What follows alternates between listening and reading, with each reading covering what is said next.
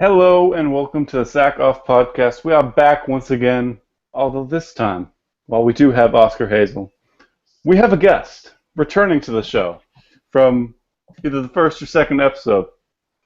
Justin Russo at Fly By Night. Justin, how you doing today? Good. How you guys doing?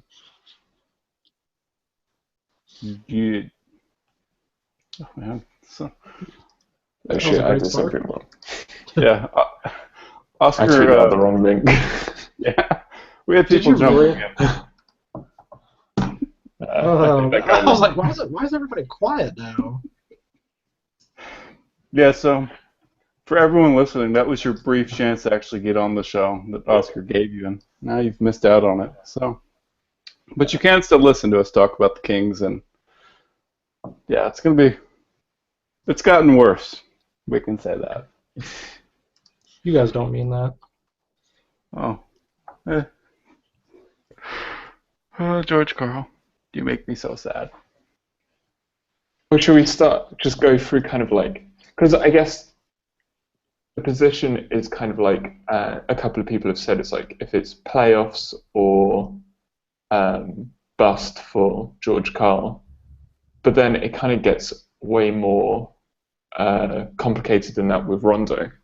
So maybe if we just go through positions, but kind of start with point guard, because I guess to me that's the most interesting position, just in terms of Collison getting hurt early. So then, because before that, Collison was playing more than Rondo those first couple of games, but then just Rondo having to play 40 minutes.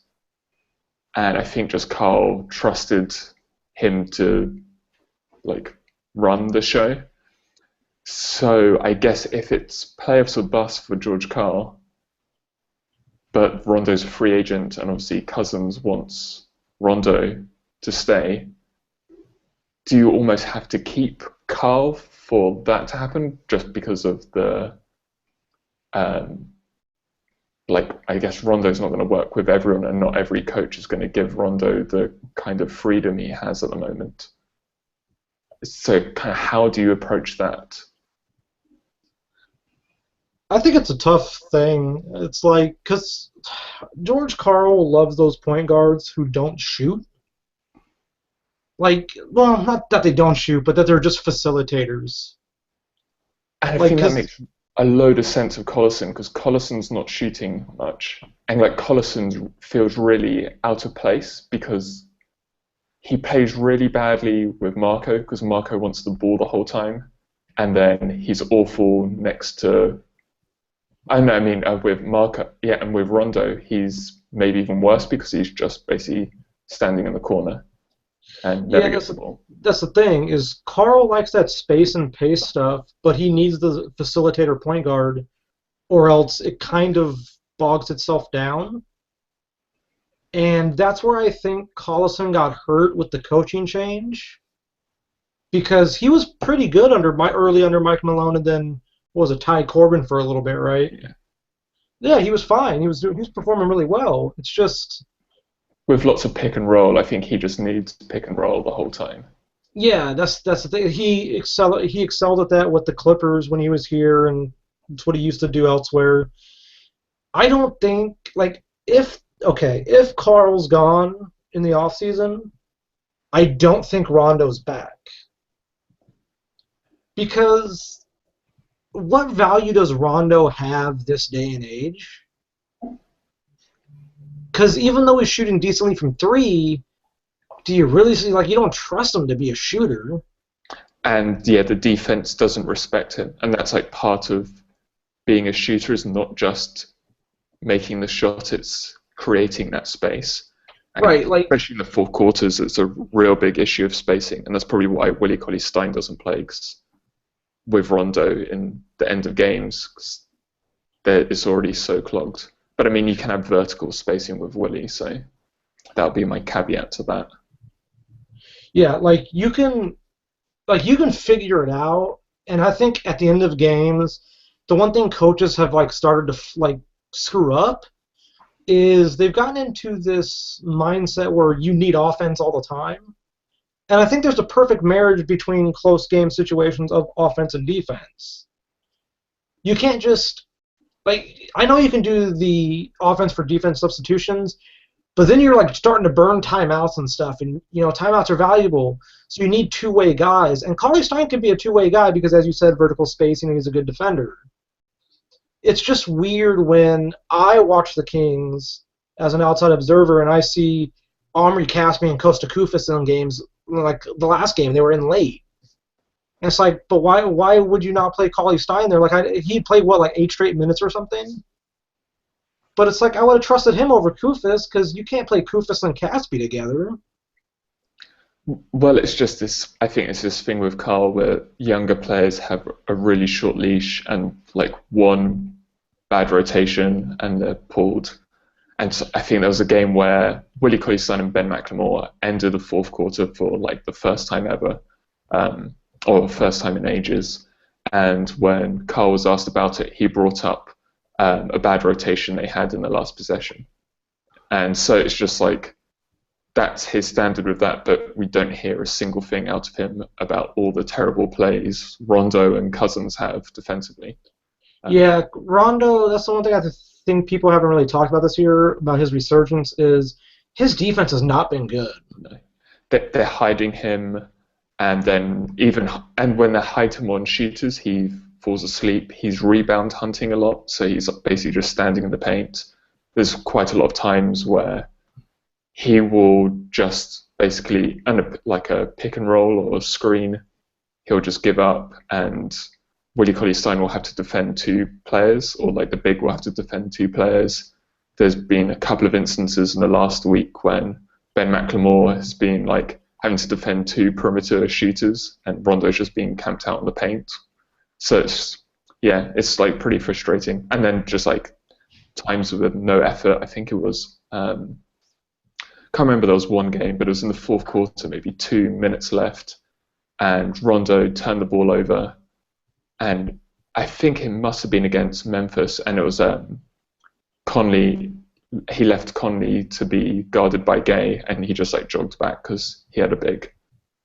And it's just frustrating things like that. Speaking of Ben McLemore, he's won me over. Yeah, he's been good, and it's at least I think he's improved in terms of his handle and passing under the rim. When he drives to the basket, he doesn't really have any playmaking outside of that. But what's impressed you about him? Well, I didn't like him much as a prospect when he came out because I didn't see much outside of a guy who can spot up, shoot, and that was kind of it outside of transition game. But pretty much everyone's good at transition, So it's okay, so he was a spot-up shooter, and that's cool. And people thought he had a defensive profile, but he never really looked like he had one. And even his first year, which I'm not really going to hold against him because there was so much stuff going on.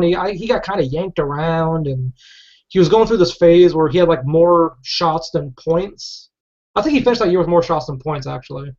But then his second year, last year he started to come on, and then this year he's I like his defense a lot. I think he's really improved defensively.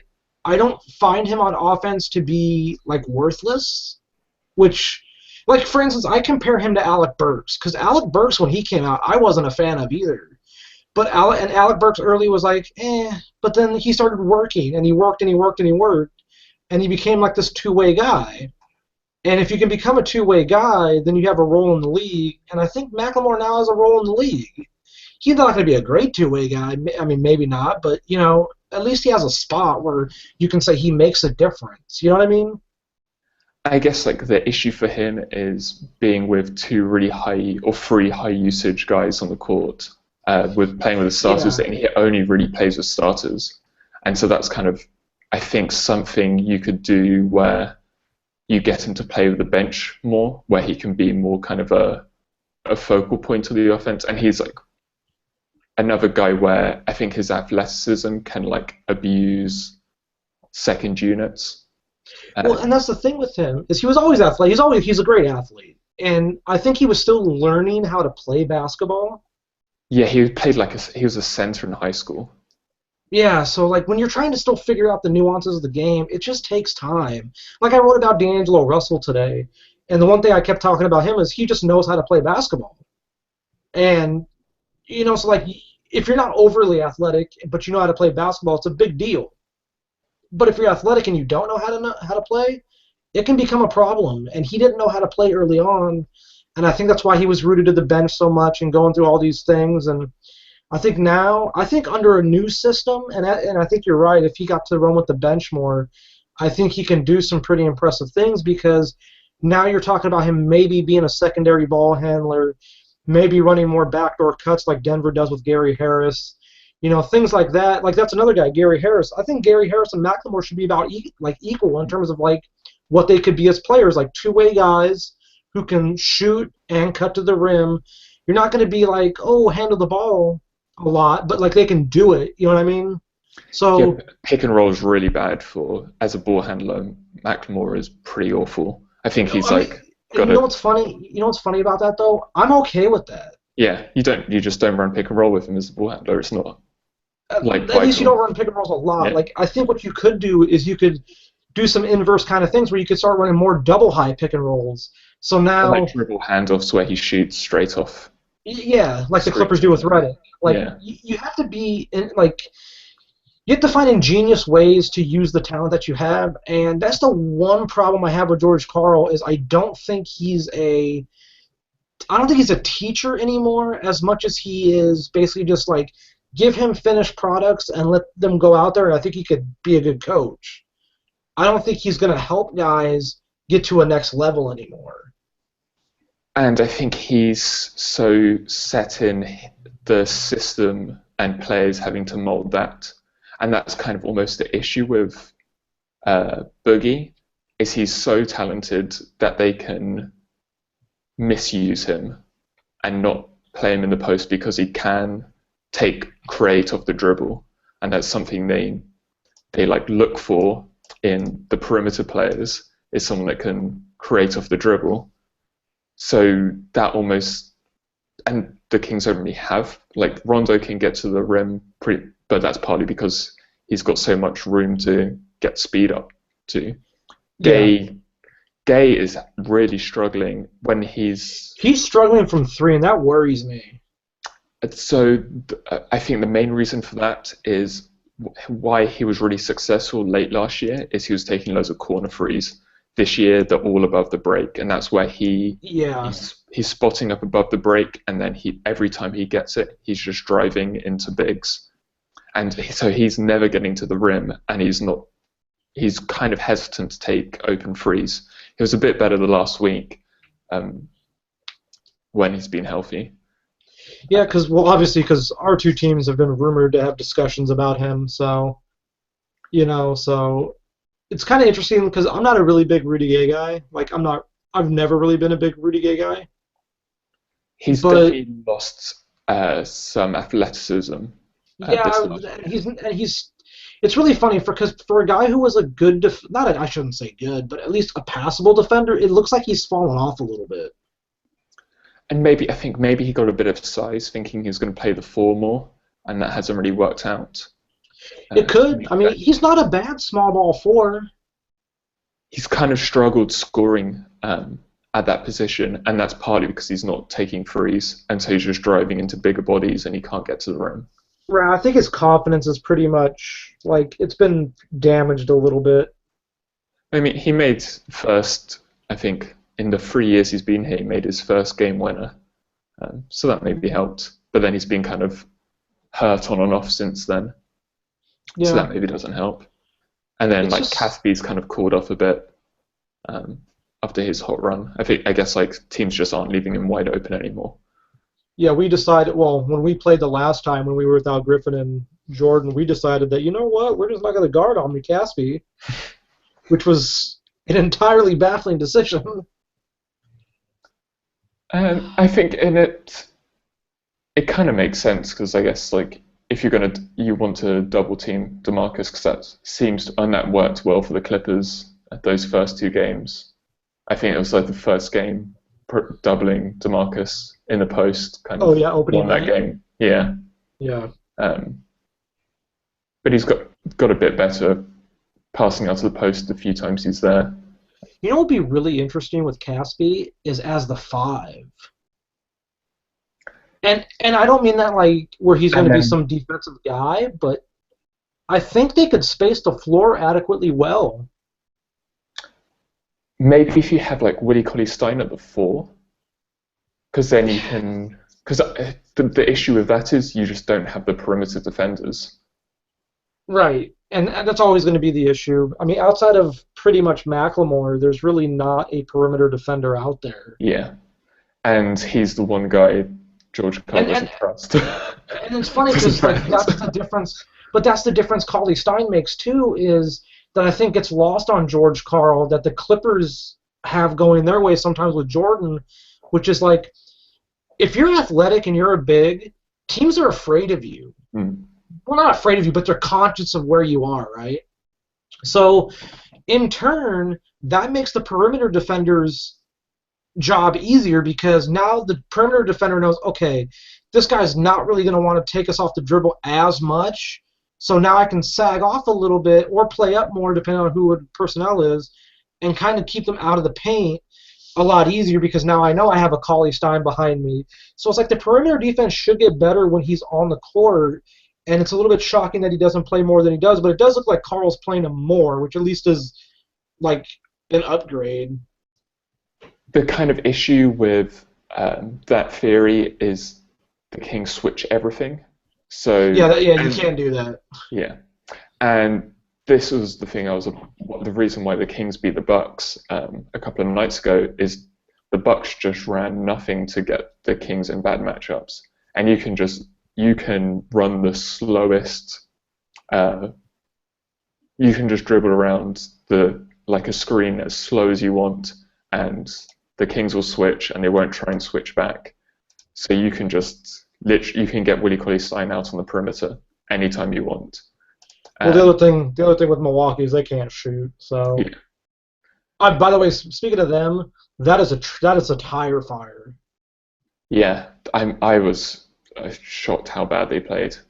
They're bad, and it's funny because people sit there and go, "Oh, they have such great young talent," but that young talent doesn't fit. Because I don't know. Speaking to them just for a brief second, like I don't think Giannis and Jabari can really ever coexist together. Because they both need to play the 4, right?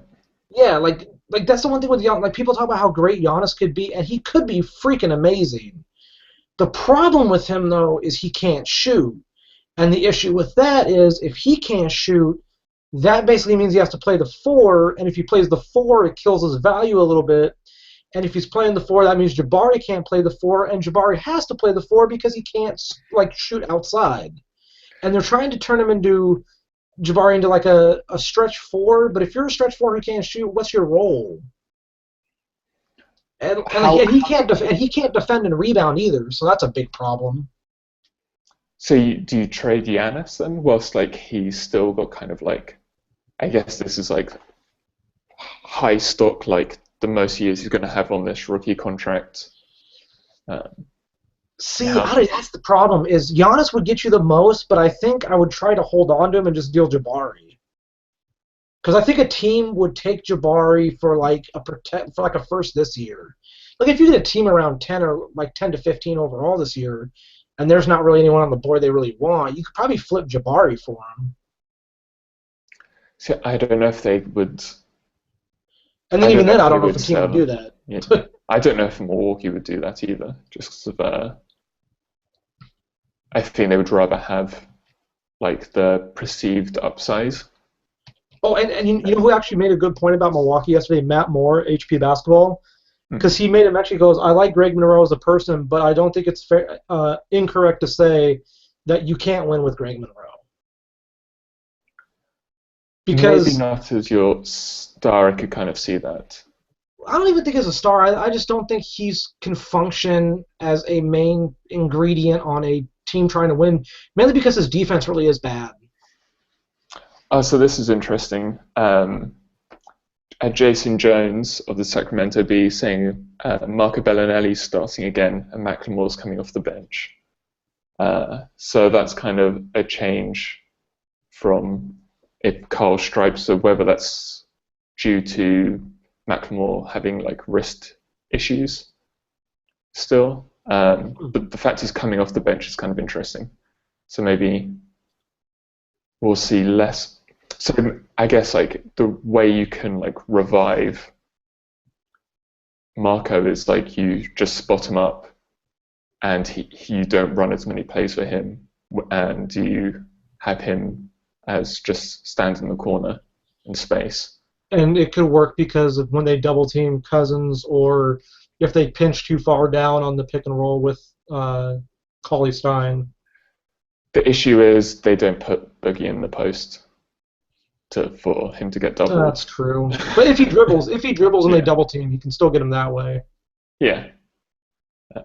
Like that's the thing. Like there's like the Kings really are an interesting concoction of skills, because Cousins is a good post player and a solid mid-range shooter, and obviously can hit some threes. But it's like you want him on the post because he's a good passer too. And he's been good driving and passing. Yeah. But yeah, I think you want him in the post as much as you want him at the elbow or starting outside. Yeah, because if you put him in the block or the elbow, at least you know you're going to be able to generate mismatches and double teams, to where now if you run a pick and roll at the elbow and you get Cousins the ball there against, like, let's say like a small forward or something, he should be able to get into the paint with backing down in the post. And by doing that against a smaller guy, now they're cheating off, strong side and weak side corners, and he can make a skip pass. So you have to trust your talent, but I also think that's where Carl is in a tough situation where maybe he does feel his job's on the line, and if he doesn't make the playoffs, he's out, and that's why he's playing who he's playing, because he trusts them because they're veterans more. And I guess there's this kind of rhetoric that they talk about the dribble drive that takes 2.5 years to input. And they've Vance Wahlberg, one of the assistants, has said that I think there was like a FIBA kind of coaching clinic he did. Yeah, until I guess it's kind of like until you get all the reads right and it's natural. But I wonder if that's kind of saying oh well, it's not meant to be perfect yet. But granted, to Carl, I think the transition offense is being really good. It's just everything else is awful. The half court is utter vile. There's 2 plays. I saw someone actually had a graphic earlier today about after timeout points per possession. I should try to find it because I think number 1 was Alvin Gentry, and number 2 was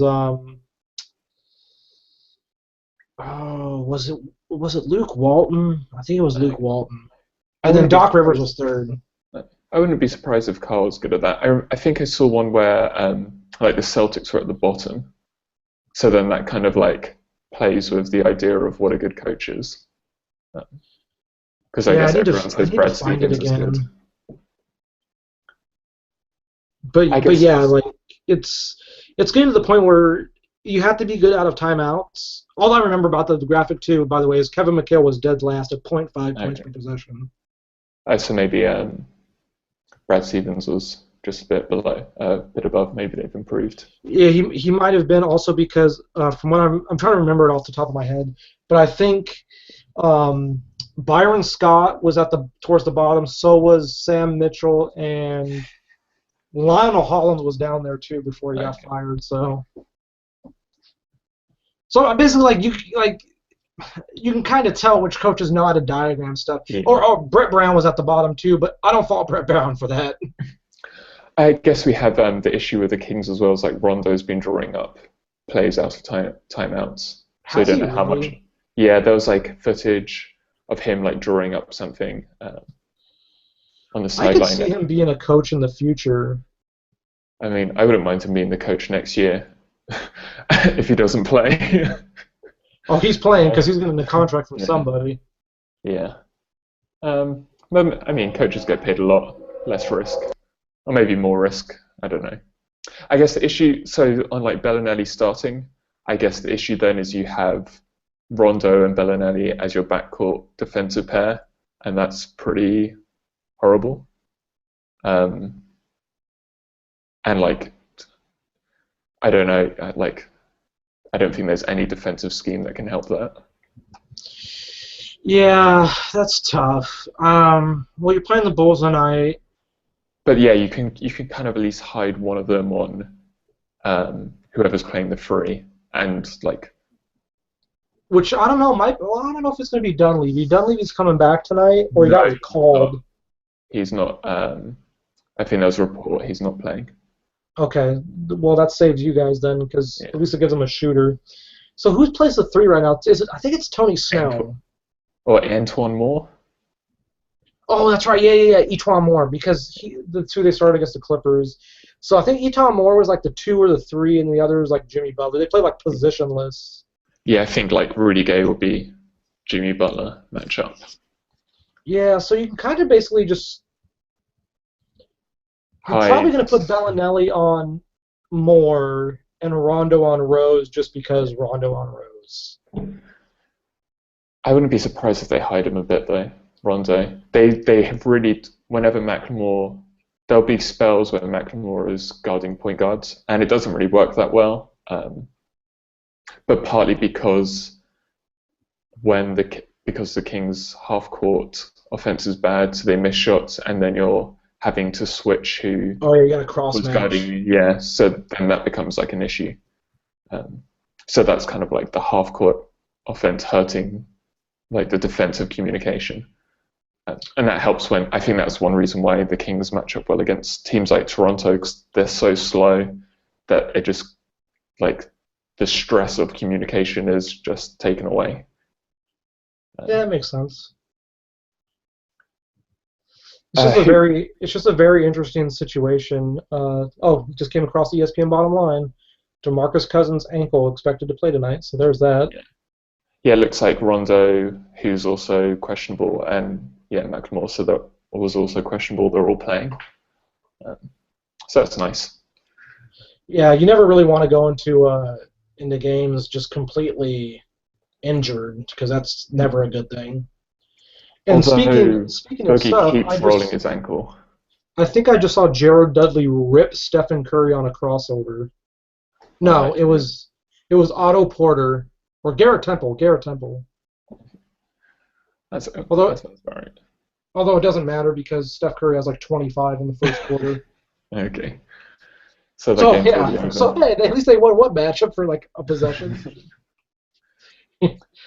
But yeah, should we talk about Rudy Gay trades then? Okay, let's talk Rudy Gay trades. So I guess you don't. So kind of like the story now is they're only going to trade him for at least a player under contract for a year, because there was all kind of like the Pelicans rumors and kind of anyone they're trading are expiring. So they don't want it. So they don't want an expiring contract. Is that what it is? Yeah, they want someone under contract. That's really which makes sense because they can't get free agents. Because I was gonna say you could use Lance Stevenson's like team option and just decline it. But then you have Lance Stevenson. I think Lance Stevenson's been fine. Oddly enough, It's just. And he would kind of help the Kings in terms of like just more playmaking, especially on the bench, is something they kind of need. There's been times if there's just one good defender on a bench unit, they can take away Collison, and then there's literally no creation.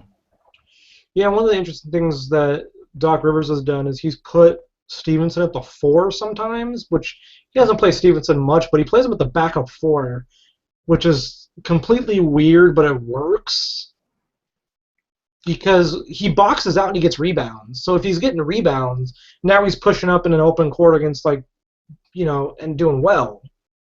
I guess if he's prepared to defend the LeBrons, that's not too different from defending 4s now. Yeah, because it's not bad for him because he's actually a solid low post defender.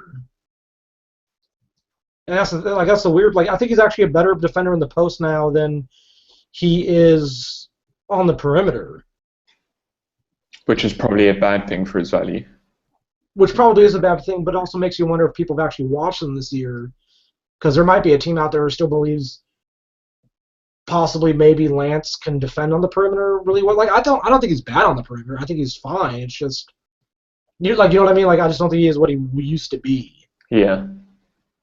And I don't know if that's because he doesn't know the defensive schemes, or he's really lost a step, or whatever it is, and he's still trying to gamble to get a steal to earn more playing time. Like, it could be a lot of factors. Like, we don't know. So, but I do think Doc's trying to move him. So, but if Sacramento doesn't want an expiring from the Clippers, I don't know who else there are. Like, because the Clippers won't give up Redick, and they should. Yeah, he's the only person I would like be really happy to move for, because I think that's kind of like this. He's on the same kind of timeline as like if you're having a core of like Rondo and Kufos, Bellinelli.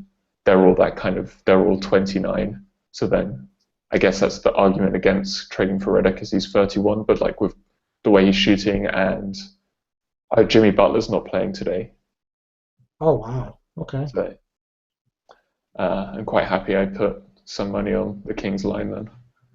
That worked out well for me. But yeah, I guess like with the way Korver's played, you could see like at least 3 years of JJ Redick being like a very high level shooter. And he would actually do well in the plays that they run for Marco at the moment. Yeah, because the Clippers run similar stuff. Yeah. So, but I'm trying to think of like where Rudy could go. So we kind of talked about this like 2 weeks ago. I think it's like Orlando, I think is one interesting one, because obviously they've got loads of young guys. And it's not kind of, I guess Skiles doesn't really like Oladipo, so that would be kind of like an easy. Which is so weird. But then I don't think he and Rondo works. It's the same issue as Peyton and Oladipo. Yeah, because Peyton's pretty much what Rondo is now. Yeah. Can you remember any of the other deals, Matt, that was floated around about Rudy Gay? I mean, they're from the real GM, the guy, or I'm glad you're still alive. I mean, there was talk about the Lakers and just their guards. Who else was mentioned? Yeah, so like either I guess Clarkson is a free agent, but at least he's restricted. But he has that kind of the Gilbert Arenas rule, so Chicago. That kind of makes it a bit. Yeah, Chicago. I guess you could do like, who would it be? Like Taj Gibson's still under contract. I don't really know how that you'd be going to like really big lineups, but I think Taj would work with all three. He's someone I've been hoping for the Clippers for a while, like to use like Crawford's expiring and like another player for him. Gibson's got another year at 8.95. And you could maybe get like the Kings pick back or something, or the Bulls pick, something like that. And I think like Gay would fit, like the Bulls wanting to go after Melo. Like I think Gay is pretty similar in style to Melo, so they're obviously interested in that type of player. And then Rockets and Bucks, along with Boston. So Rockets, I'd love if you could get like Ariza and maybe who's the guy from Philly they got to never play? McDaniels. McDaniels, yeah. I think that would Although it's really weird, I would actually avoid trading for McDaniels, as weird as that sounds. How come? His contract. Okay. Was it like 3 years, $5 million? Yeah, and it's like, it's not a bad deal, because he's got, what's it called? I'm looking it up right now. He signed 2 years, $6.52 million, but he's got like a club option for the third year, so it's like this year's 3.2, next year's 3.3, and then if you get the third year, it's close to 3.5, and it's like, I know the cap's jumping and stuff, but do I really want to pay $3.3 million for next season to a guy I really don't even know what he is? I guess you could argue you're spending like, I think, $6 million on Marco Bellinelli, and could he be worse? But I think that kind of mindset's the same with how the Kings were with Ramon Sessions last year, or like fans saying why, like fans hated Malone's rotations, like playing Sessions and not playing Ray McCallum, but Ray McCallum wasn't any better when he played. It's just like, oh, we don't know what he is. I guess that's the thing with KJ McDaniels. You don't really know what he is. Yeah, like people thought he was good in Philly, and he had his moments, but it's like, did he have his moments because he's good, or did he have his moments because Philly was so bad and he just stood out? Like that's the problem with the whole KJ McDaniels thing, and that's why when he got dealt by Philly, people thought I was crazy when I said Philly made the right move, and people were like, why? And I said, because Philly doesn't even know what he is. And he probably wasn't going to want to sign there. Yeah, and so if you move him, when they moved him, at least you got something back for him. So, who knows? I mean, the Boston one sounds interesting, but it depends on what it is. Like, you probably see, if you don't want to expiring, then that goes Evan Turner. And I don't think Boston gives up Marcus Smart for Rudy Gay, and I wouldn't even take Smart. Avery Bradley? They wouldn't give up Bradley. He's probably been their best player. And it's Sullinger's kind of the... And it's weird. Well, Sullinger makes sense. But it's weird because of Crowder and Gay. Yeah, so they kind of interchangeable. Crowder and Jay, I think they probably value Crowder more because of his contract. Yeah, and I think it could work in small ball. Like, you could play one at the 4 and just get away with it. Like, Crowder at the 4, he's big enough. Could it be the idea of then getting Gay and then trading Crowder for a big 4? Maybe that could be the way. I'm not gonna act like I know what Boston's thinking, but I mean it makes sense. But then again, Crowder's on a reasonable deal. Like that's the weird thing is I don't think you would unless you're getting love for Crowder. Right. It's not like he has Kyle Singler's deal with Kyle Singler's production. Mm-mm. So, speaking of Kyle Singler, he just had Mario Hezonja drain a 3 in his face. That's fun. But, yeah, Orlando's interesting, as you said, but I don't know what they would trade because, like guys like Fournier, Hezonja, Vucevic, Gordon, they'd be off limits. I mean, unless you guys want Channing Frye. Tobias Harris, would he? That's tough. I don't know if they give up Tobias. Pretty similar players. Again. They're playing similar, and that's why I think Channing Frye is going to be the guy on the move. And then I think that's kind of like, I don't think that's really, that seems like maybe a move the Cavs would make with that Hayward exception or something like that, where it's like a more of a win now. Or the Clippers. The Clippers would do that with Lance probably just because, just Clippers, so, yeah. And that would be probably quite good for the Magic to get that expiring. Yeah, it's interesting because this offseason will be a little bit. It all depends on how the draft shakes out. Like right now, I think the Kings, because you're not in the playoffs as of now, but you're not far off, obviously. I think you're like 2 games out of the 6th seed or 8th seed. I mean, so. Yeah, but then we would be keeping our pick at the moment because the East is so close to get, or like just beating each other. So then it's kind of making the East. Like there's a good drop off, so the Kings would either be the 8th seed or keep their pick, which I think actually keeping their pick's worse long term. Yeah, it might be better, especially this draft because it's kind of weak after like the top 5 or something. And also with the Philly pick, I think it's 2018. It's top 10 protected, but if they don't give up the pick this year to Bulls, then it'll move to a 2019 unprotected first-round pick. If they were to give it up. I mean, if you want to get into draft talk for the Kings, someone like Buddy Hield wouldn't be bad. Just because. Yeah, it's like a creator. Yeah, well, not even just that. It just gives you a scorer as a guard, and you guys need guard scorers. I think just wing defense. That's all they need. That too, yeah. They just need like a body that cannot get blown past. Speaking of draft, have you seen Denver's draft situation? Where they have like I think it's like the 17th and 18th pick, and then their own. Yeah. So right now, if the draft was today, the Denver Nuggets, if the draft order stayed as it is, obviously if you don't simulate it or whatever, they'd have the 7th pick, which is their own. but then they have 15 and 16 from Portland and Houston. And it's like if they got 15 and 16, now you're talking, and even number 7, now you're talking about a team who could possibly move up to 2. What about Denver for a Rudy Gay trade? Because obviously Malone knows him, and he probably played his best basketball under Malone. But who would Denver give up? That's the problem. Danilo? I don't think they would never do that. Okay. And I guess the Kings wouldn't want Fareed, who would be the obvious one. Yeah, because now you're basically saying we're trading Rudy Gay, who's a starter, for Kenneth Fareed, who would be coming off the bench probably. Not with Carl. Carl would start him over Willie Cauley-Stein. Yeah. But so that's the problem. Like Vlade shouldn't do that because of he can't trust the coach.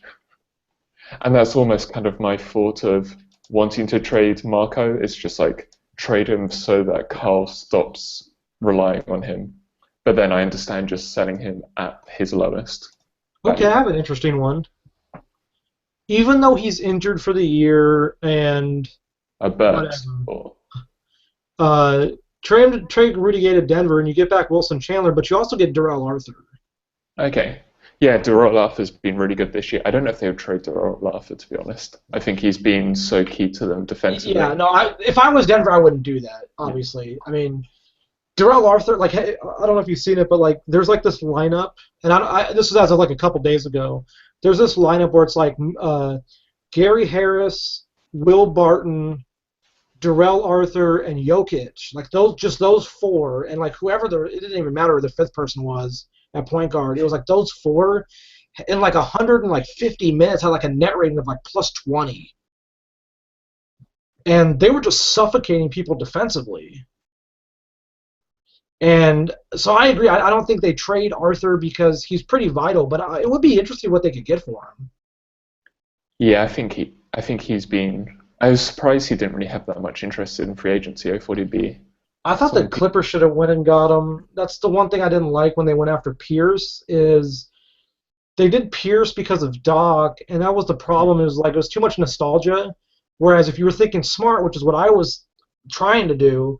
I kept saying they should try to get Omri Caspi or Darrell Arthur because if you can get a stretch 4 or at least a defensive 4 who can also hit a mid-range jumper, that's a big deal.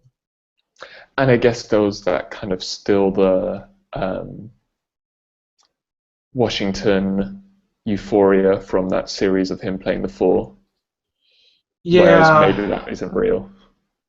Yeah, and now we're seeing what's really real. I mean, if Paul Pierce retires. Now, I don't know how true this is, but someone told me if they retire, their salary stays on the books. Okay, that's interesting. Yeah, which is really weird. Like, I was reading some snippet from Larry Kuhn. It was like... Why is Nash's not still on the Lakers then? Because I think he didn't retire until after it was gone. Okay. And isn't Kobe under contract next year? No, he's a free agent. Okay. So, like, it's really weird. Like, there was some exception where it was like, if a player has a career-ending illness or injury, then basically the salary comes off. So I was like, oh, that makes sense, but why doesn't retiring? Now, it could have been written that now, if you retire, it comes off the books, but not from what someone showed me, so I don't know. I guess there's always weird stuff. Yeah, although this NBA season is just weird in general. Do you think there's going to be any trades in the next 2 weeks then? I think there will be trades, but I don't think it's going to be anything like cataclysmic, but I probably will be wrong on that. So I guess I'd assume there'll be a Joe Johnson move. I don't think he gets traded. He's owed way too much money the rest of this. Like his contract is like 12 or like 25 million or something. Is it that much? Jesus. Yeah, it's pretty bad. I mean, it's not even bad. The second most highest paid player, isn't he, or something like that? Yeah, like I shouldn't say it's a bad contract because it's an expiring contract, but there's not many people that are going to afford it. I guess Portland can take him into cap space.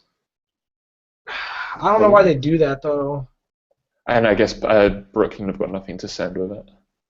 Unless maybe they give up Vonleh and Brooklyn give up Thad or something like that. I still don't know why Portland would do that though. Not because Thad hasn't been good, but that's a long-term contract that I don't think Portland wants.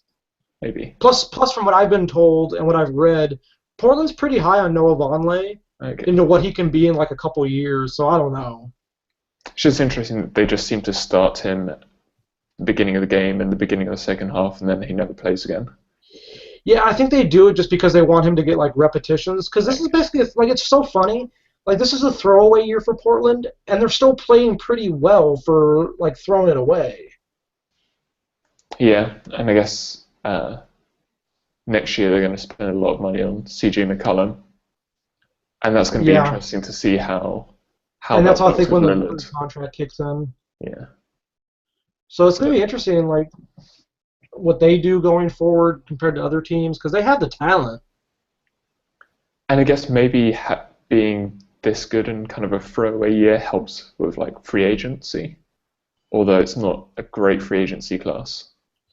It's not, and I doubt like a guy like Batum would return, and I don't think they would want Batum back either. But it is pretty interesting. Like teams see that, like, hey, you know what? Barnes? Harrison Barnes wouldn't be a bad idea, but they already got Aminu. But then you can kind of have those two just switch.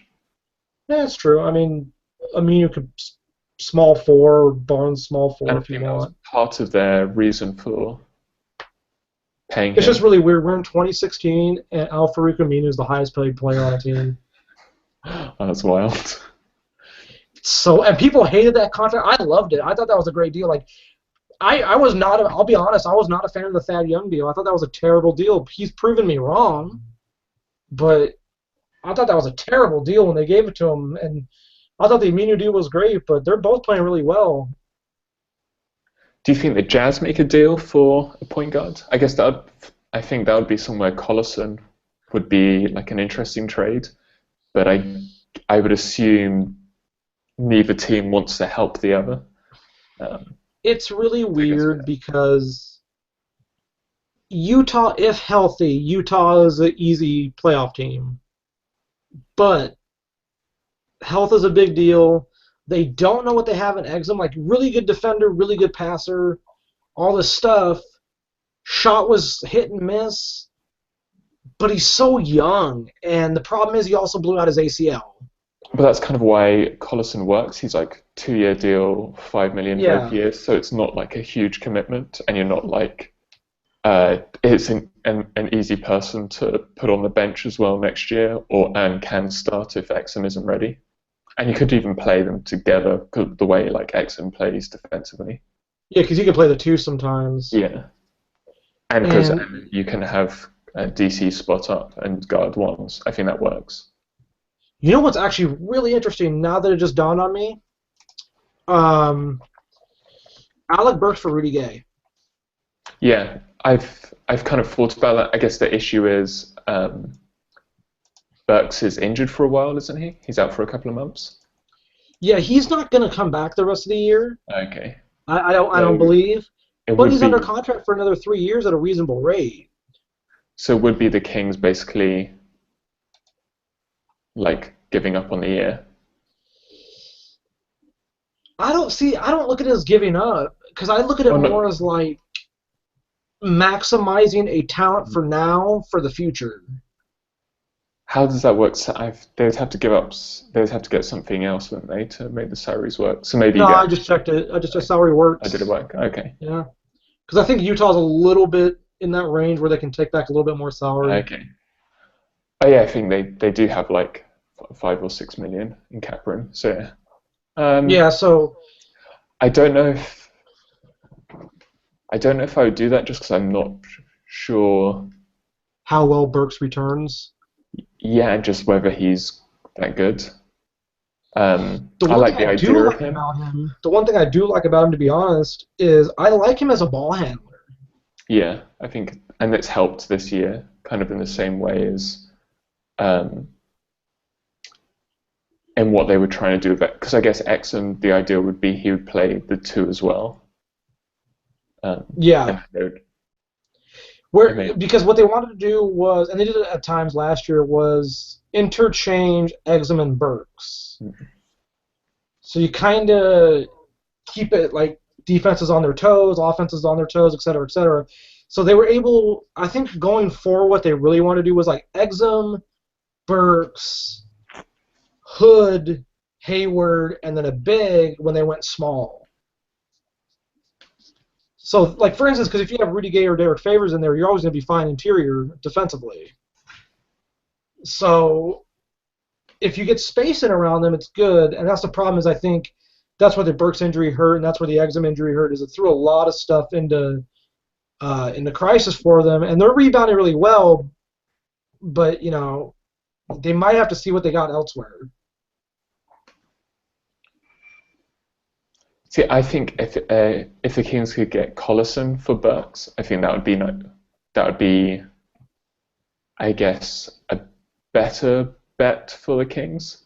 Just in terms of, I'm pretty sure now that Collison or like Carl isn't going to sort out or isn't going to prioritize Collison working, and I don't think Collison's that happy. He's not really pressuring the ball as much as he did earlier in the year. How long is Bellinelli's contract, by any chance? Do you know? 3 years. 3 years, 19 million, I think. That's not too bad. No. And it sounds like lots of teams want him because they can see why he's playing badly. And Yeah, I think there's sense. like an easy fix. So he's like a good like Reclamation buy low. project. Yeah. So I think if someone like the Heat got him for cheap, they'd be really happy, like for Josh McRoberts or something like that. I don't think the Kings should really do that, but that would work for them. It would kind of help them quite a bit. When do the Kings... Wait, are the Kings getting a new arena? Yeah, they are, Next right? year, yeah. Do they go into it next year? Yeah. So this coming season, right? Yeah. Yep. See, that's the thing is, that's the tough... Like, I know they want to have, like, a quote-unquote winner for when the arena opens up, but part of me wants to sit there and be like, you know what? That's a selling point for free agents. It's just this free agent class isn't great. And with Rondo's cap hold, they don't really have a huge amount of space because they didn't have bird rights. He's the only free agent as well. See, me, I would just let Rondo walk, but that's just because I don't care. But then you kind of have the issue of you need to keep DeMarcus happy. Does DeMarcus like him? Yeah, he seems to love him. He said he's going to kidnap him to keep him from leaving. He calls him the best point guard. He is basically being taken under his wing. I feel like Darren Collison must love hearing that. Yeah.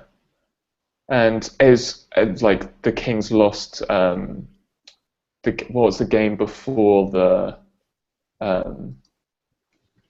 last game, where they against Memphis, and they were coming back with Collison on court in the fourth, bring on Rondo, and like the lead just like they got up back to like 2, and then it just like fell off. Luckily Rondo fouled out, and they got it back to like 2. But that literally, the decision to bring back Rondo killed that game because Collison was just destroying Memphis on pick and rolls. One time it actually ran pick and rolls for Collison, and just you get so much more space to put Boogie in the post. That's like a glimpse of what could have been. I kind of feel bad for Collison.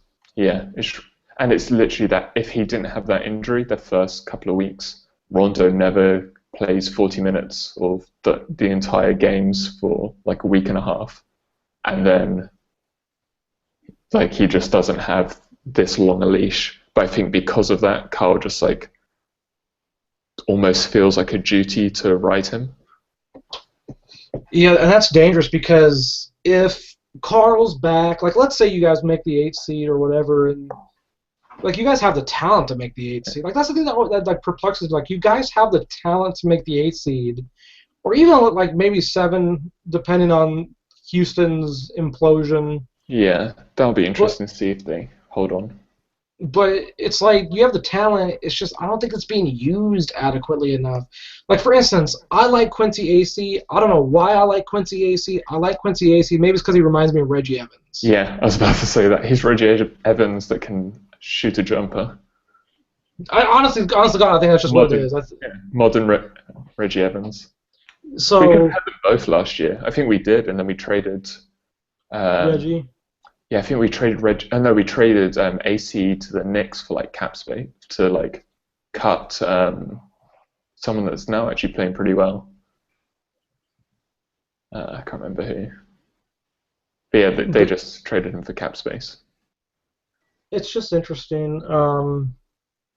Like, Rondo's fine at the point guard if you put pieces around him. Like, that's the one problem I have with a guy like Rondo.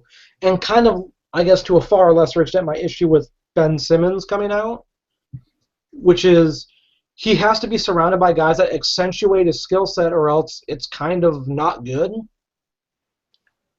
I think you can get away with him in the first 3 quarters when teams aren't just clogging the paint and taking DeMarcus completely away. Then it works because teams are playing more up the kind of not as intense. So I like if you played Rondo 24 minutes in the first 3 quarters and then he just sits the fourth, I think that's like the optimal way to play. And it's always up to how they're playing too. Yeah. Like, you know, if Rondo's playing great, you're not going to just sit him down after 24 minutes and be like, hey man, thanks, you know. And that's the problem I have with coaches these days. Like, they'll play a guy for a certain amount of minutes. It's like, even if he's playing well, they'll just sit him. It's like, I get why you're sitting him, but you shouldn't sit him. And I think like the last 2 games, Rondo's had almost as many turnovers as assists, and he still rides him. It's pretty shocking. Okay, so I have a question for you guys. If the Kings don't make the playoffs and George Karl gets fired and you keep your pick, A, who do you want as head coach? And B, say your pick stays where it is at number 9, who would you draft? If in that range, like who's the guy you would kind of go after? Do you want to take it first, Matt? Just give me the best wing defender. I don't care. Just anyway, please.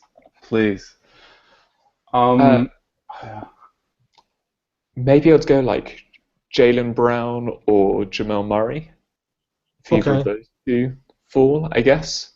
There's that. Is it Korkmaz, the Turkish wing? Oh yeah. I know he's about the shooting guard. Yeah, but he's like really long. He's got like almost like a 7-foot wingspan or something. So I think that would be kind of like, and maybe I just kind of feel I do like Jamal Murray, but the Kings have just drafted so many twos of late, and it hasn't worked. That maybe you just need to go for a wing, and I think wings are just harder to find as well. They are. It's very hard to find a wing that turns into something. And because like even I really liked Oubre coming out. So did I. And just that, and why I love Brandon Ingram is just that length and being able to shoot. It's like you just can't teach that. It's a plus. Like they don't grow on trees. And that's the funny thing is like you look at all these small forwards that are like dominating the game. It's like you look at a LeBron number 1 pick. You look at Durant number 2 pick. You look at Kawhi Leonard. Should have gone a lot higher than he did, but he went 15th. You know, there's guys who are really escaping my mind. I don't really consider Jimmy Butler a small forward anymore. But if you want to put him there, he was a late first-round pick. There's somebody that's literally escaping my mind right now. I can't think of a small forward. But yeah, most of them were high picks, you know. So, Wiggins. Oh yeah, Wiggins number 1. You know, you got these guys who you have like to get premier wing talent usually comes high in the draft. Yes, if you can get it a bit later, I think that kind of helps. And because like the Kings have loads of like six guys, if you think of like James Anderson, Marco Bellinelli, Ben McLemore, they're all 6'6". So I think just having someone of a bit more length, just so you can, especially I guess they wouldn't be switching with the new stuff maybe as much. But head coach is interesting, I guess, as long as it's not Mark Jackson. Okay, I will agree with you on that. And that was kind of the thing before Carl came in, was like Boogie had a meeting with Mark Jackson. That so scares that me. Yeah. That's really worrisome. I guess maybe Luke Walton, but just because like at least you could still kind of keep some of the switching principles, but with actually trying to switch back. Right. Instead of just living in terrible matchups. Okay. I guess that would kind of make sense, and then you can have a little bit more action, and they're happy to post up in mismatches and have guys cut and shoot. I think the Kings, with like Caspi, he kind of works as like a playmaking shooting four. So yeah, I think that would maybe work, and then like Willie Cauley-Stein, I think would be fun in that system. That's not a bad idea, yeah. Who else is going to be a candidate? Have you got any names, Matt? I'm trying to go through all the candidates that are going to come up. The one guy I'm really, the one guy I'm really interested in is Ettore Messina. Okay. And I've heard nothing but good things about Ime Udoka, excuse me, from. They're both Spurs assistants. Yeah. Isn't one of them's meant to take over from? I think Udoka is. Okay. Like that's why. Tibbs would be good if you're keeping Rondo, I guess. Yeah, and then he fix the defense again. And Cousins, because he'll play the crap out of them. Yeah. Yeah.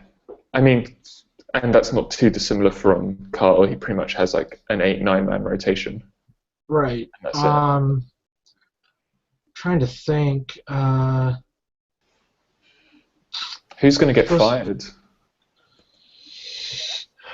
Well, I've heard rumblings about Doc and stuff, so I guess he. But I don't know if he. I'll say this right now. What happened? Fisher, maybe. Maybe, but he's helped turn them around a little bit, so. Maybe they'll go after Luke Walton though. That's who they wanted, or they wanted Steve Kerr in the first place. Yeah, remember that? So maybe they get their second bite and. I'm trying to think of who could be fired. Dave Yeager. But then he'll go to the Timberwolves, won't he? That's always been the kind of. Yeah, there's been a connection there. David Blatt could be a guy. And he'll be quite interesting. Like that's the one thing too is like, I had that conversation with someone. Like, we don't know if Blatt's a good coach or a bad coach. And you've got lots of European guys on the roster, so that kind of helps. First Israeli, he coached the. Did he coach the Israeli national team? Or was that just Israeli league teams? He'd be the biggest team in Israel with Caspi and Blatt. I think he coached just Israeli teams because I want to say he coached like Russia's national team. Yeah, he coached Russia's national team, and then maybe it was just Pathan. Panathinaikos or something like that. I think it was Tel Aviv. Maybe it was. Okay, I'm looking it up right now. As coach, he coached in Moscow for a little bit, but he was really with Tel Aviv, yeah. Okay. For about 4 or 5 years, yeah. So maybe if the Kings want to, is there a big Jewish community or Israeli community in Sacramento, Matt? No. Okay.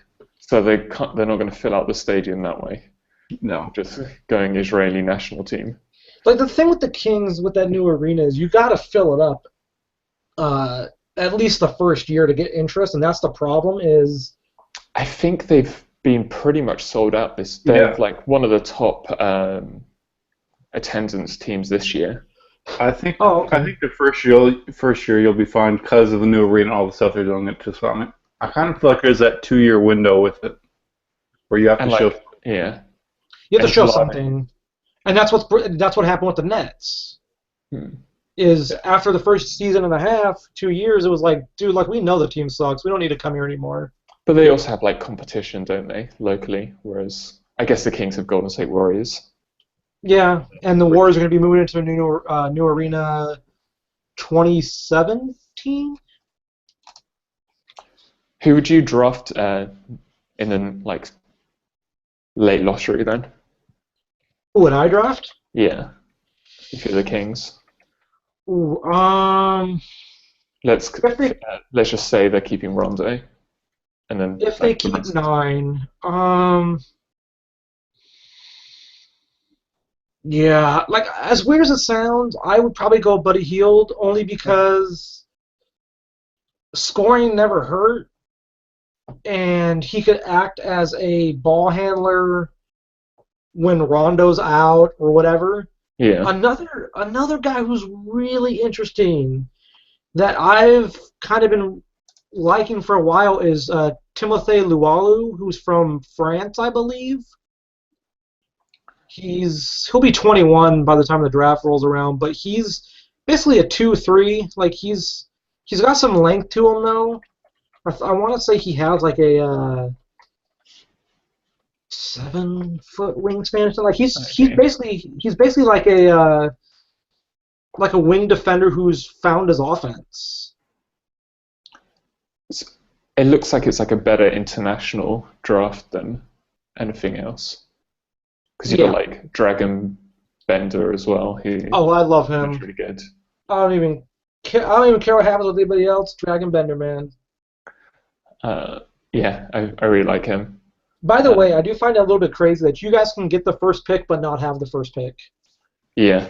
But I mean, then we're getting this probably like the second pick, so. Yeah, it's just weird though. A team is literally physically incapable of getting the first pick, even if their name comes up as the first pick. And it would be like the first time the Kings ever win the lottery. But then hopefully Philly would just take Ben Simmons and the Kings get Brandon Ingram, which would be like perfect anyway. Yeah, you're one of those teams who doesn't need Ben Simmons. Yeah. And because like Ben Simmons and Rondo are on the court together. Oh god. And Willie Cauley-Stein. Oh sweet Jesus. Willie hit like an 18-footer the other day. You know what's funny is even in college, 2 for 2 from 18-foot or something. Even in college, he was taking some jumpers. It didn't look great, but he still took them. And I was like, you know what? As long as you're taking them. He was hitting threes in like pre-draft workouts and stuff, unguarded. So one day, just unleash him. Just unleash it. You know. But yeah. So.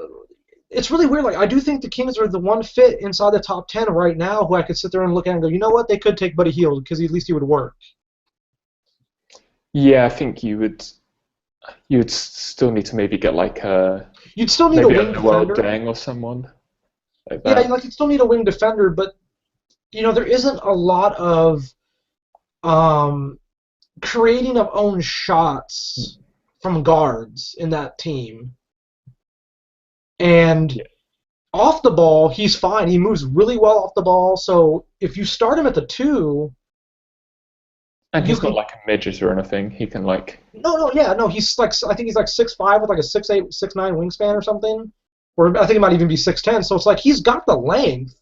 So and he revamped his shot in a couple of years. So he's pretty much finished. Like what you're getting.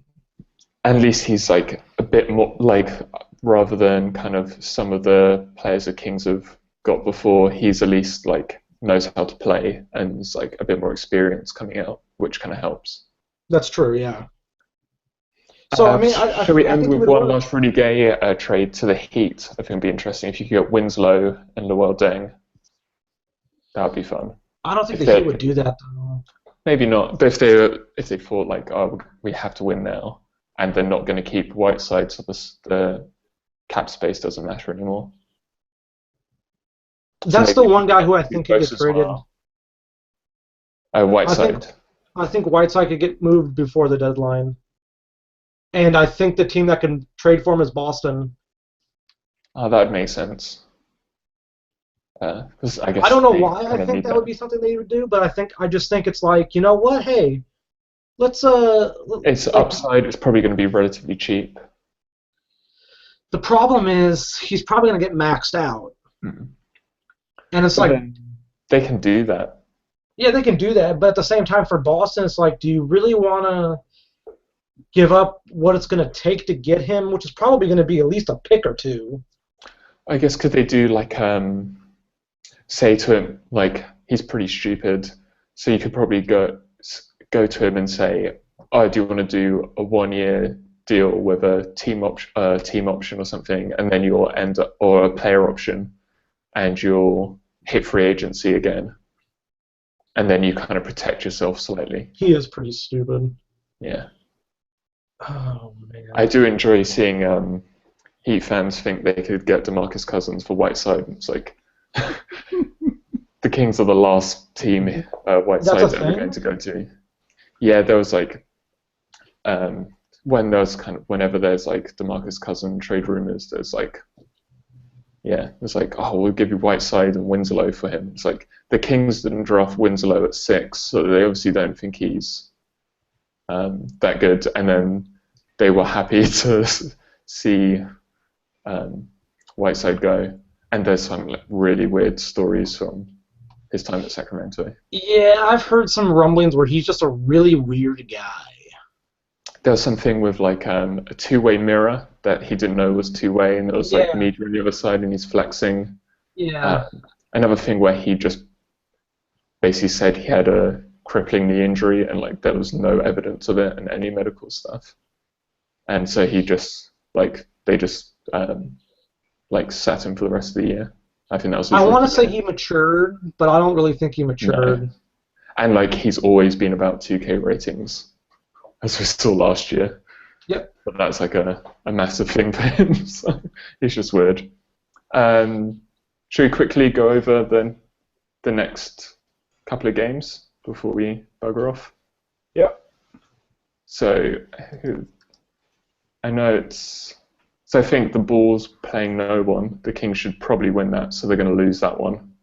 Basically, I've come to the decision now. Like every game, I was sure they were going to lose to the Bucks, because they've won one game before that without Boogie, but I underestimated how terrible the Bucks are. Yeah, both the Kings wins without Boogie have come against Milwaukee. Okay. That tells you everything you need to know. So it's Bulls, Brooklyn. So they should beat Brooklyn as well. Well, they should beat the Bulls because no Butler. Playing. Yeah. Brooklyn because they've got no talent. Although Brook Lopez does play pretty well against Boogie. Brook Lopez and Thad Young are good. And you know what really made me sad is Rondé Hollis-Jefferson getting that season-ending injury. Yeah. Because he was playing really well. As well, isn't he? I think so, yeah. And so, like, Rondé was playing really well. Like, he was like the unsung rookie. He was like, here's this, which I liked him in the draft. I thought he was like, hey, man, if you need a wing defender, that's the guy. You know, so. But, yeah, so they should beat the Bulls. They should beat the Nets. What other games do they have after that? Then Boston, who will destroy them. The Kings will get absolutely hammered by Boston. Because the thing the Kings. Mexico. Yeah, but the thing the Kings do is turn the ball over. The things Boston does is make you turn the ball over. And that's what happened in Mexico straight away. So that's going to happen again. Then it's a back-to-back. The second half of the back-to-back is at Cleveland. So that's probably going to be a pretty horrible stretch. And then they get Philly. It's the last game before the All-Star break. Well, you should go 3-2. They lost to Philly the first, but maybe because they've lost to Philly, that they won't let it happen again. Well, that and plus, although never doubt Ish Smith, I should say. So yeah, Ish Smith lit up Rondo as well. That was embarrassing. I want to give Ish Smith my MVP so bad, so bad.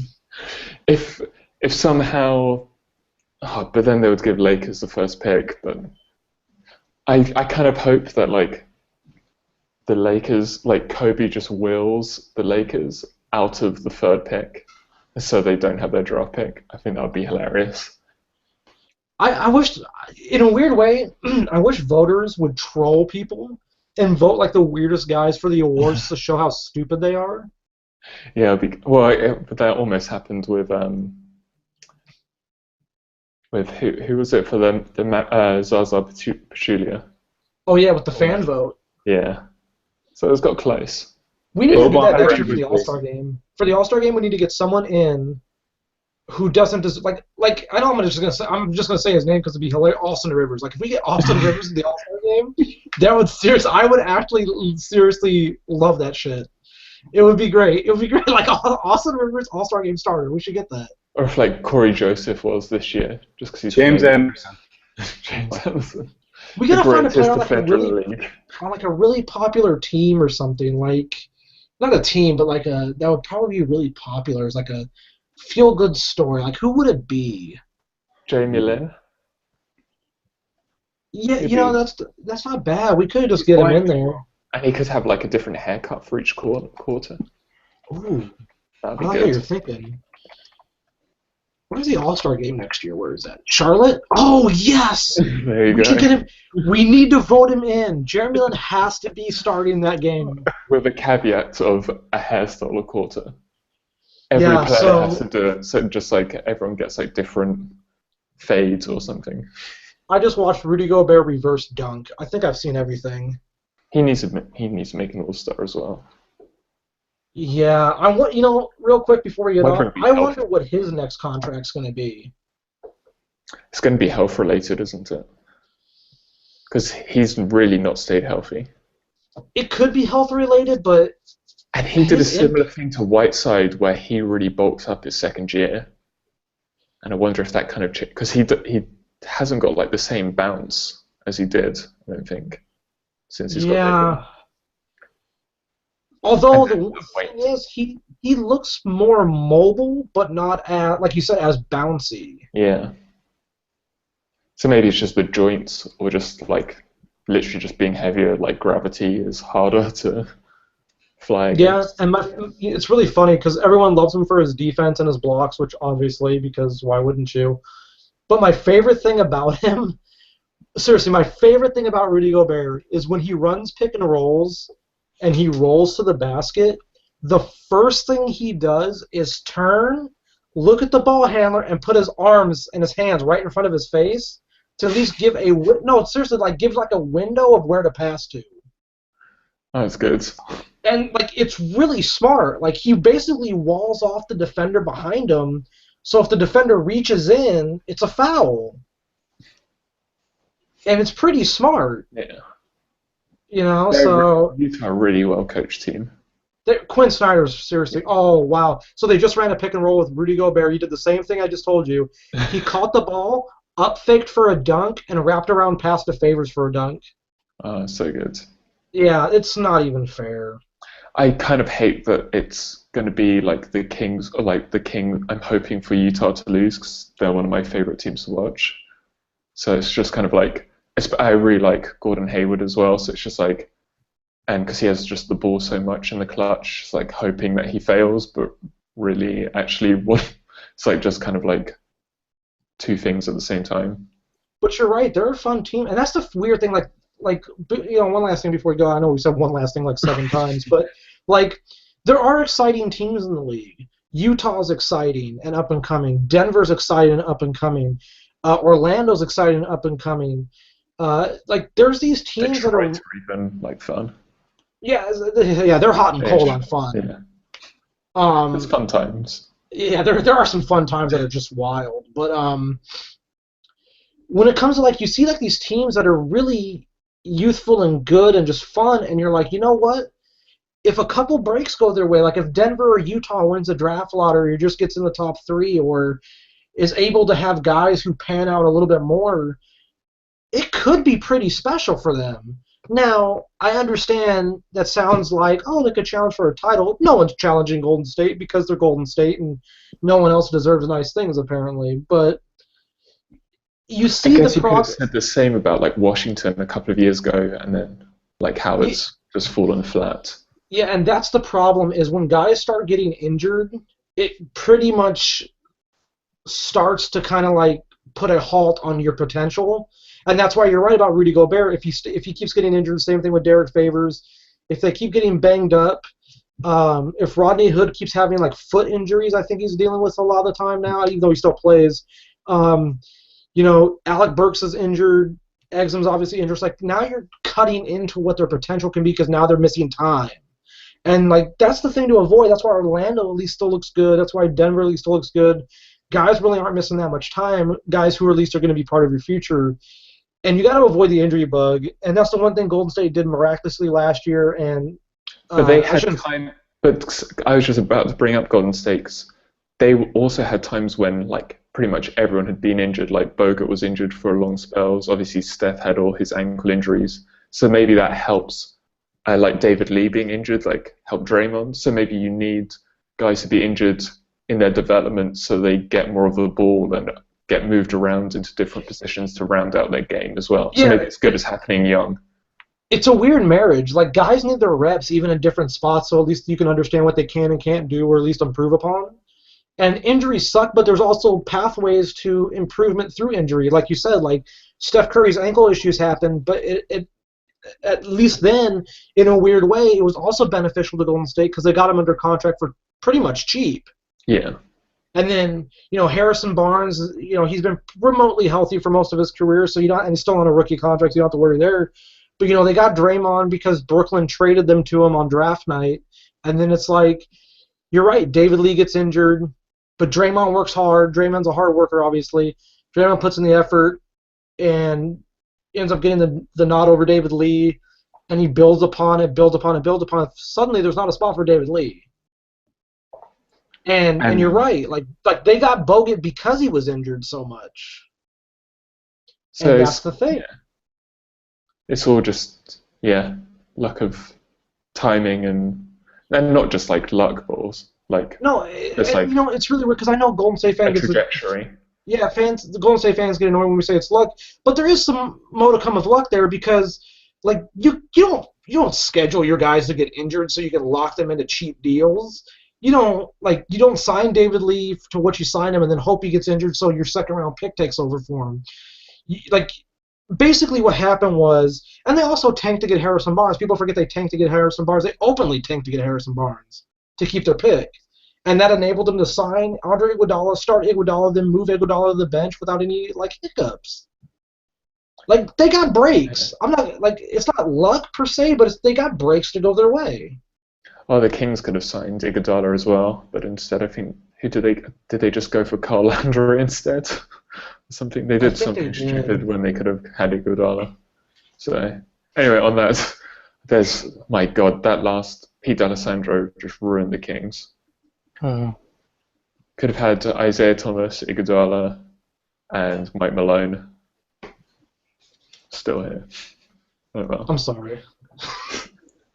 Could have had 2 All-Stars, although I don't think Isaiah Thomas would have been an All-Star if he was on the team with DeMarcus Cousins. No, I don't think he would have either. I think the best thing for Isaiah Thomas was to get out of Sacramento. Yeah. And then, unfortunately, he went to the other terrible Leo run team. Oh, yeah. First. But then he landed on his feet. Yeah, Phoenix could have been something if they just kept the 3 guards. Yeah. Hopefully they'll mess up and trade Bledsoe for Rondo. I guess that would be one way in which Boogie would be happy with losing Rondo. Boogie would be ecstatic. Yeah. His Kentucky buddy. Yeah, so we could dream for that. What about Rudy Gay for Kevin Love? Would that be no. If you throw in Ben McLemore, he's on LeBron's agent. I wouldn't trade for Kevin Love. I would avoid him. I don't think he's a guy you can play against very many teams. That's the problem. And I guess it's just you've got, if your starters who are playing well together, Willie Cauley-Stein and DeMarcus Cousins, you don't really want to mess with that unless you play Kevin Love at the 3 for some wild reason. Yeah, that's a really good combo. The Cousins Cauley-Stein combo, it's really good. Yeah, it's fun. If they learn how to close out on shooters, or if they just stop switching, so they don't need to come out as far, then it should work quite well. Yeah, well, they're going to learn together. Yeah. So hopefully that'll be the next defensive scheme. Well, there's only upside with those guys together, so at least you guys got that. You know what I mean? How old's McLemore, by the way? Is he still 22, 21? Yeah, 22. Yeah, you guys are going to be fine. I mean, he just needs to actually play. But maybe playing on the bench will help. we'll see. But he's got better every year. I guess next year you have to re-sign him though. But Vlade's always like spoken highly of him. Like when he talked about free agency, he talked about like the core pieces being DeMarcus Cousins, Rudy Gay, and Ben McLemore, which was pretty interesting. But then they did go over after like Wes Matthews and stuff. So Yeah, but that's Wes Matthews. You're always going to go after him. and they've played like small quite a lot with like Ben at the 3, which doesn't really work yet, but he's just not that long. Well, he can grow into it. Not like his length or anything, but he can grow Right. into the job. Yeah, I think, and like when he gets post up, he can get moved quite a bit. But I think there's also a thing of like people think he's a bad defender, so there's just like they'll shoot when he's close to when he's defending them well. So then when he just gets maybe a bit more veteran respect, they won't take shots when he's guarding them so well. If that makes sense. Yeah, no, it does, because that's like a Redick situation. Yeah. Because So that's- Redick's a good team defender, and people think he's not a good defender. It's like, but they take a lot of bad shots against him because like, oh man, I got Redick on me. Let's do this. Like, it's one thing. Oh God, who was it that used to have that thing? Steve Novak. Okay, Steve Novak. This is really weird. Oh, by the way, the Charlotte Hornets beat the Cleveland Cavaliers tonight. That's good. They're really good. I like the Hornets. Yeah, they beat them by 9. But okay, but real quick, this is the last story. All-star Jeremy Lin. Yeah, dude. Okay, after we're done here, I'm going to start that campaign for next year. You need to do it in like have 4 different haircuts or something in the picture. That'd be amazing. But last story, and then we're out. So Steve Novak, there was an article written about Steve Novak a while back, like a couple years ago, right? Where it was like when he was on the Knicks, Steve Novak led the NBA in isolation defensive points per possession. So basically, like guys were only averaging like half a point per possession against him in isolation defense. And it wasn't because Steve Novak was a great defender. It was because guys would take absolutely the worst shots against him because it was like, I got Steve Novak on me. Yeah. We're doing this. Like, you know what I mean? So they would settle for bad shots, and it had nothing to do with Steve Novak's defense. And Yeah, that's kind of how it is sometimes. Like guys will see a JJ Redick or a Ben McLemore or a Marco Bellinelli, and it's like, you know what? This guy's a bad defender. I'm just gonna jack this shot up no matter what. And it's a bad shot. Well, Marco doesn't really get close to contesting. But yeah, okay, that's true. But in theory, yeah. you know, so Because there was even like things like the Klay Thompson quarter. It's like the first couple of shots were on Ben McLemore that were defended pretty well, and then he was defended by Ray McCallum for a couple of shots where they were like running closeouts. Then he was defended by Nick Stauskas, that were just awful. And that's kind of so just because it's almost like results based instead of process based rotations. So I think that's kind of like. And Carl isn't even results based. He's just who's got more years on them. That's who plays. well, Because that if about it something was for George Karl. Yeah, because if it was results based, then Ben McLemore would be playing every fourth quarter, and so would Willie Cauley-Stein. And Rondo wouldn't play as many fourth quarters. But oh well. Yeah. But all right, man. All right. Well, thanks for coming on. No problem. Anytime. I don't mind talking Kings basketball. You know me. I watch everything. Do you want to? I guess next week it's All-Star week, so we don't really need to talk about the Kings. Yeah. Unless That's not Caspi true. makes a Contest. three-point contest, yeah. Wait, We who's should in the make it three-point contest? We don't know yet, but I assume Caspi will make it. That's pretty. It's Yeah, like- this year's three-point contest should be decent. They should just do a bigs one, or like bigger than 6'7" or something. I know Devin Booker's in it. Okay, yeah, that wouldn't be a surprise. If you I, had want, like I think Redick's gonna do it again, only because last year he hit like 30 of them, and then only like 5 counted because his toe was always on the line. I don't think Marco Bellinelli will be in it for a 3rd year running. Got a slight feeling. Rondo maybe. He can shoot them open. You know what's funny is, I know you said that kind of jokingly. I wonder how he would do in a 3-point contest. Same with Westbrook. He, he he shoots best when he's in rhythm. So I don't think he'd be that good, just because he's like taking the ball out of a rack isn't great rhythm. Yeah, that's a tough thing to do. So if he like most of his like good shots, he's just catch and shoot. His bad ones are when he like dribbles for a while, and like someone just kind of like pushes his man back, and he gets space and holds it for 10 seconds and shoots it up. Those are the bad ones. He does those quite often. Before we get off the air, Russell Westbrook has a triple-double with 7 minutes to go in the third quarter. Oh, that sounds good. He's sort of decent. Yeah. Although just watching Rondo has made me not care at all for triple doubles. Oh, I'm with you. I'm with you on that stat. I feel like it's so dumb now because you can tell who's hunting. And like there needs to be like a marker of like how many turnovers and how many missed shots are forced by passes. Like I think Rondo probably has like 6 forced missed shots of other players. That would be an interesting synergy stat if they can somehow create it. Oh, are you talking about like where like a shot clock is late and they pass the ball to someone just for a shot? Or Rondo does it even before late shot clock, where he'll just throw it to someone where the only thing they can do is shoot. Yeah, whether it's in the air or like he'll even throw just like to throw them when they're under the hoop from half court, even if there's like the tiniest window. Russell Westbrook and Elfrid Payton just got into it verbally. Oh, nice. Mainly also because Orlando's up by 5. Okay, that's cool. That I'm might help. Losses.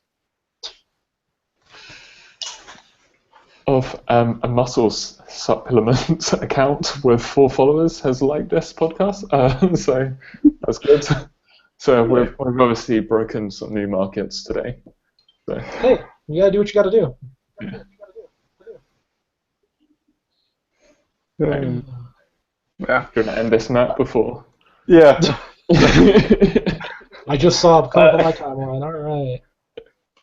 I do want to thank everyone for listening to the Sac Off podcast. It was a lot of fun today, and then we did say last thing several times, so you got a lot of last thing discussions, so it made it fun. Be sure to follow Justin on Twitter at FlyByNight, Oscar Hazel at Oscar Hazel. Lots of good NBA takes, and especially for Oscar, lots of Kings sadness. Today shouldn't be too bad. I'm gonna make some food at 3 a.m. whilst watching this game. Well, hopefully both our teams win. Because if both our teams win, we're both happy. We're all happy, I should say. If the Kings don't win this, then I mean, head should roll. Would you fire George Karl if they lose this game? I would have after the Memphis game. You would have just fired him before the season began, so I shouldn't even ask you that question. No, I had some optimism, but I didn't think he'd be this stubborn. There's a lot of that going around. I should have known. There's a lot of stubbornness going around, I'll tell you that much.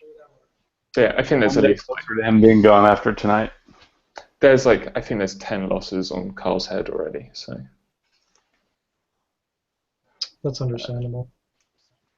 Well, the new coach will love Willie Cauley-Stein. Yeah. If Carl hasn't turned his hands into stubs, he just keeps cutting his hands up. It's really weird. Anyway, let's just go. Yeah. Bye. Bye.